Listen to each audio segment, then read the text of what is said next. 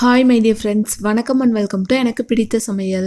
Friends, நம்மளுக்கு என்ன பார்க்க போகிறோம் அப்படின்னா, நம்ம எல்லாருக்குமே இந்த டைமில் யூஸ்ஃபுல்லான ஒரு வீடியோ தாங்க இன்றைக்கி உங்கள் கூட ஷேர் பண்ண போகிறேன். ஸோ வீடியோ ஃபுல்லாக பாருங்கள். கண்டிப்பாக இந்த வீடியோ நிறைய பேருக்கு ரொம்பவுமே யூஸ்ஃபுல்லாக இருக்குதுன்னு நினைக்கிறேன். அப்படி யூஸ்ஃபுல்லாக இருக்குன்னு நினச்சிங்க அப்படின்னா லைக் பண்ணுங்கள், ஷேர் பண்ணுங்கள்.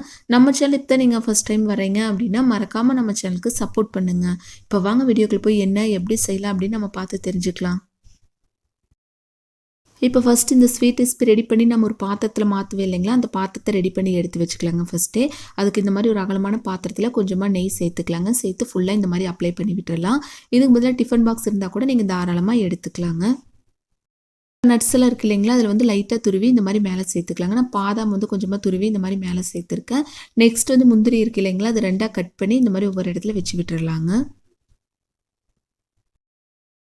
இதுக்கு பதிலாக நீங்கள் பாதாம் சேர்க்குற மாதிரி இருந்தாலும் சேர்த்துக்கலாங்க. எந்த நட்ஸ் வேணாலும் தாராளமாக சேர்த்துக்கலாம். அது நம்மளோட இஷ்டம் தான். இந்த மாதிரி ஃபஸ்ட்டு ரெடி பண்ணி எடுத்து வச்சுக்கலாங்க.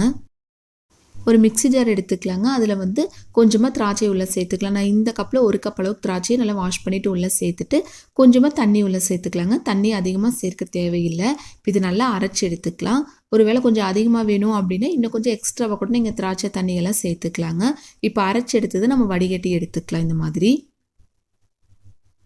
இப்போ அந்த கப்பில் ஒரு கப் அளவுக்கு நம்ம திராட்சை எடுத்தோம் அப்படின்னா அதே கப்பில் 1/4 கப் கொஞ்சம் குறைவாக மட்டும்தாங்க நம்ம தண்ணி சேர்க்கணும். தண்ணி அதிகமாக சேர்த்துட்டோம் அப்படின்னா டேஸ்ட் அவ்வளோவா நல்லா இருக்காது. இப்போ இது ஃபுல்லாக வடித்து எடுத்தாச்சு பாருங்கள்.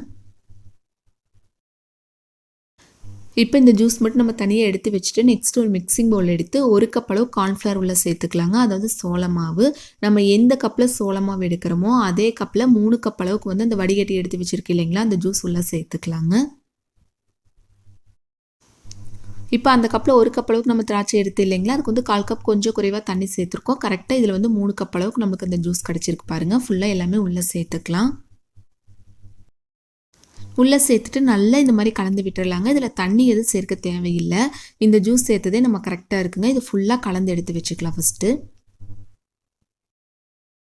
இப்போ ஒரு பேன் வச்சு நம்ம ஒரு கப் அளவு கார்ன்ஃப்ளவர் எடுத்துருக்கு இல்லைங்களா, அதே அளவுக்கு அதே கப்பில் ஒரு கப் அளவுக்கு நம்ம சர்க்கரை சேர்த்துக்கலாங்க. அதில் 1/4 கப் அளவுக்கு மட்டும் நம்ம தண்ணி சேர்த்துக்கலாம். இப்போ நல்லா ஹை ஃப்ளேமில் வச்சு நல்லா மிக்ஸ் பண்ணி விட்டுடலாங்க. அந்த ஒரு கம்பி பதம் வரும் இல்லைங்களா, அந்தளவுக்கு நல்லா கலந்து விட்டுட்டே இருக்கலாம். சர்க்கரை வந்து டக்குன்னு கரையணும் அப்படின்னா நல்லா ஹை ஃப்ளேமில் வச்சு கலந்து விட்டுட்டே இருந்தீங்க அப்படின்னா அந்த ஒரு கம்பிப்பதம் சீக்கிரம் ரெடி பண்ணிடலாங்க. இப்போ நம்ம செக் பண்ணி பார்க்கலாம். பாருங்கள், இந்த மாதிரி ஒரு கம்பிப்பதம் வருது இல்லைங்களா, இந்த ஸ்டேஜில் மீடியம் ஃப்ளேம் மாற்றிட்டு அந்த சோள மாவெல்லாம் கரைச்சி எடுத்து வச்சுருக்கு இல்லைங்களா, அது கொஞ்சம் கொஞ்சமாக உள்ளே சேர்த்து கைவிடாமல் நல்லா கலந்து விட்டுட்டே இருக்கலாங்க. ஃபுல்லாக ஒரே அடியாக உள்ளே சேர்த்தோம் அப்படின்னா ரொம்ப அந்த கட்டி கட்டியாக இருக்கிற மாதிரி இருக்குங்க. ஸோ மீடியம் ஃப்ளேம் மாற்றிட்டு கொஞ்சம் கொஞ்சமாக உள்ளே சேர்த்து நல்லா கைவிடாமல் கலந்து விட்டுட்டே இருக்கலாங்க.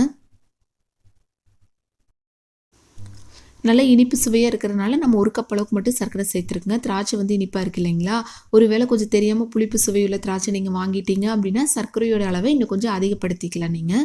அப்போ தான் இனிப்பு சுவை வந்து கரெக்டாக இருக்குங்க. இப்போ நல்லா மீடியம் ஃப்ளேமில் வச்சு கைவிடாமல் கலந்து விட்டுட்டே இருக்கலாங்க. ஹை ஃப்ளேமில் வச்சாலும் ரொம்ப அடிப்பிடிச்ச மாதிரி ஆயிருங்க. முடிஞ்ச லோ ஃப்ளேமில் கூட மாற்றிட்டு நல்லா கலந்து விட்டுட்டு உங்களுக்கு கொஞ்சம் கலர்ஃபுல்லாக வேணும் அப்படின்னா ஃபுட் கலர் சேர்த்துக்கலாங்க. ஃபுட் கலர் சேர்க்க விருப்பம் இல்லை அப்படின்னா அந்த வாழை இலை இருக்குது இல்லைங்களா, அதை வந்து மிக்ஸி ஜாரில் நல்லா லைட்டாக தண்ணி சேர்த்து அரைச்சி எடுத்துட்டு அந்த ஜூஸ் மட்டும் வடிகட்டி எடுத்து கொஞ்சமாக இந்த மாதிரி உள்ளே சேர்த்துட்டிங்க அப்படின்னா க்ரீன் கலரில் பார்க்குறக்கும் ரொம்ப நல்லா இருக்குங்க. ஃபுட் கலர் பிடிக்கல அப்படிங்கிறவங்க இந்த மத்தியில் ட்ரை பண்ணி பாருங்கள். இப்போ இது நல்லா வாசனையாக இருக்கிறதுக்காக கொஞ்சமாக ஏலக்காய் பவுடரும் நம்ம உள்ளே சேர்த்துக்கலாம். அதோடையே கொஞ்சமாக நெய்யும் நம்ம உள்ளே சேர்த்துக்கலாங்க. இதுக்கு வந்து நெய் அதிகமாக சேர்க்க தேவையில்லை. ஒருவேளை உங்களுக்கு நெய் ரொம்ப பிடிக்கும் அப்படின்னா இந்த மாதிரி கலந்து விட்டுட்டே இருப்பீங்க இல்லைங்களா, அதில் கொஞ்சம் கொஞ்சமாக இடையில நெய் சேர்த்து கலந்து விட்டுட்டே இருக்கலாம். நான் கொஞ்சமாக மட்டும்தான் இன்றைக்கி சேர்த்துருக்கேன். இது லோ ஃப்ளேம்லேயோ மீடியம் ஃப்ளேம்லேயோ வச்சு நல்லா கைவிடாமல் கலந்து விட்டுட்டே இருந்தோம் அப்படின்னா பேனில் கொஞ்சம் கூட ஒட்டாமல் வரும் இல்லைங்களா, அதுக்கப்புறம் கூட ஒரு 5 நிமிஷம் கேப் இல்லாமல் நல்லா கலந்து விட்டுட்டே இருந்தோம் அப்படின்னா தான் கொஞ்சம் கெட்டியாகுங்க. கட் பண்ணுறதுக்கு ரொம்ப ரொம்ப ஈஸியாக இருக்கும். இப்போ நல்லா கலந்து விட்டு இது வந்து அப்படியே நம்ம ஆல்ரெடி எடுத்து வச்சுருந்தோம் இல்லைங்களா, அந்த பாத்திரத்தோடு உள்ளே சேர்த்துக்கலாம். இப்போ சின்னதாக ஒரு ஸ்பூன் எடுத்து அது லைட்டாக நெய் அப்ளை பண்ணிவிட்டு ஃபுல்லாக இந்த மாதிரி ரெடி பண்ணி எடுத்து வச்சுக்கலாங்க. இந்த மாதிரி செஞ்சுட்டு நல்லா ஆறுனதுக்கப்புறம் நம்ம கட் பண்ணோம் அப்படின்னா கட் பண்ணுறதுக்கு ரொம்ப ஈஸியாக இருக்குங்க. ரொம்ப நேரம் எடுக்காது, சீக்கிரமாக நம்மளுக்கு வந்து ரெடி ஆயிருங்க. இது ஒரு 10 நிமிஷம் மட்டும் நல்லா ஆற வச்சுட்டு அதுக்கப்புறம் எடுத்து பார்க்கலாம். ஃபேனுக்கு கீழே ஒரு 10 நிமிஷம் வச்சிங்க அப்படின்னா கொஞ்சம் கூட சூடாக இருக்காதுங்க, நல்லா ஆறி வந்திருக்கும். இப்போ இதை வந்து அப்படியே ஒரு பிளேட்டுக்கு மாற்றிக்கலாம். இப்போ லைட்டாக இந்த மாதிரி தட்டி விட்டீங்க அப்படின்னா அந்த பாத்திரத்தில் கொஞ்சம் கூட ஒட்டாமல் சூப்பராக ரெடி ஆகிருக்கு பாருங்கள். பார்க்குறக்கே நல்லா கலர்ஃபுல்லாக இருக்குது இல்லைங்களா? செய்யறதும் ரொம்ப ரொம்ப ஈஸி தான். இது வந்து உங்களுக்கு எந்த சைஸில் எந்த ஷேப்பில் வேணுமோ அதுக்கு தகுந்த மாதிரி நீங்கள் தாராளமாக கட் பண்ணி எடுத்துக்கலாங்க. கட் பண்ணுற இல்லைங்களா, அந்த கத்தியில் கூட லைட்டாக நெய் அப்ளை பண்ணிட்டீங்க அப்படின்னா கொஞ்சம் கூட ஒட்டாமல் ஈஸியாக நம்ம கட் பண்ணி எடுத்துக்கலாம். நான் ஒரு மீடியம் சைஸில் கட் பண்ணி எடுத்துருக்கேங்க. இப்போ இது ஃபுல்லாக கட் பண்ணி எடுத்தாச்சு. பாருங்கள், பார்க்குறக்கே சூப்பராக இருக்குது இல்லைங்களா? திராட்சை வந்து லைட்டாக புளிச்சிருக்கு, இல்லை திராட்சை கொஞ்சம் அதிகமாக இருக்குது அப்படிங்கிற டைமில் இந்த மெத்தடில் ட்ரை பண்ணி பாருங்கள்.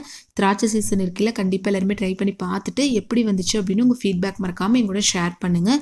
இந்த வீடியோ பிடிச்ச லைக் பண்ணுங்கள், ஷேர் பண்ணுங்கள். நம்ம சேனல் இப்போ தான் நீங்கள் ஃபஸ்ட் டைம் வர்றீங்க அப்படின்னா மறக்காமல் நம்ம சேனலுக்கு சப்போர்ட் பண்ணுங்கள். தேங்க்யூ ஃப்ரெண்ட்ஸ், பாய்.